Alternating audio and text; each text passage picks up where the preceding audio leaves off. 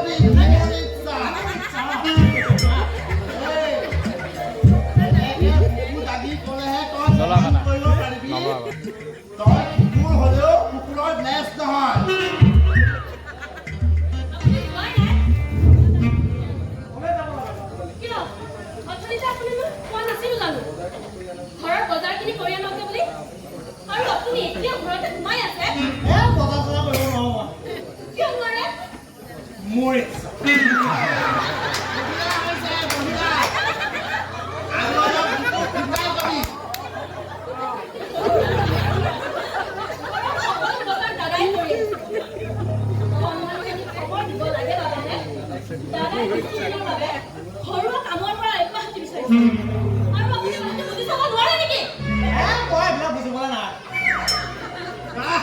বেলেগ দে বেলেগ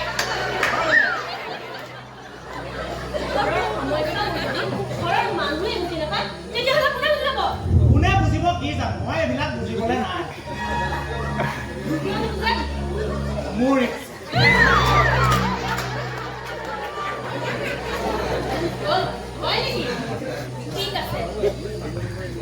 ময়ো আজি এই চাকৰিৰ পৰা ৰিজাইন দিম তুমি চাকৰিৰ পৰা কিয় ৰিজাইন দিবাহে মোৰ ইচ্ছা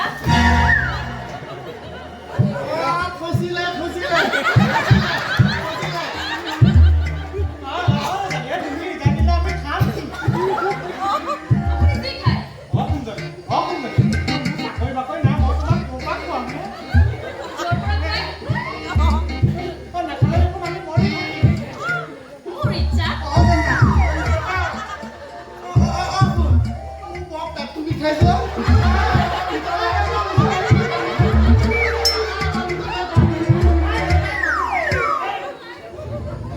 দেউতাৰ বয়স হৈছে কিন্তু আপোনাৰ সন্মুখত ভৱিষ্যত পৰি আছে এই ভৱিষ্যতক লৈ আপুনি কেতিয়াবা কিবা চিন্তা কৰি পাইছে জানো আপোনাৰ দৰে এজন অপকন্যই বাপেক হ'বলৈ কেতিয়াও সাজু হোৱা নাই তাৰ কেতিয়াবা অনুমান কৰি পাইছেনে ভাগ্য ভাল যে দাদাৰ দৰে ভাতৃ স্নেহৰ গদ মানুহ এজন আপুনি জ্যেষ্ঠ ককাই হিচাপে পাইছে বেলেগ ককাই হোৱাহেতু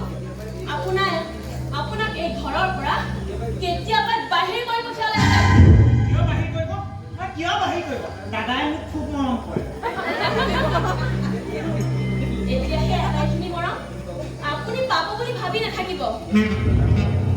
কিয়নো দাদাৰ মৰমখিনি জীয়েকে লৈ যাব জীয়েকে এৰি যোৱা জাবৰ খিনিহে আপুনি পাব তুমি চপাই ল'ব নালাগে বুলি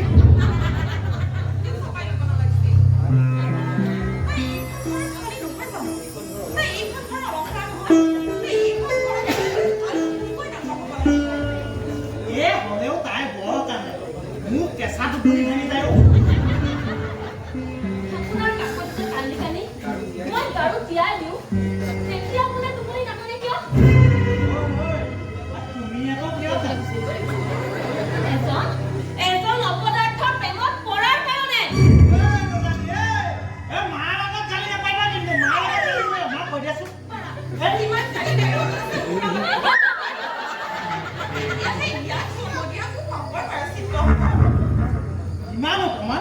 ইমান অপমান ঠিক আছে ময়ো দেখুৱাই দিম কি দেখুৱাই দিব কাইলৈ দুপৰীয়া 12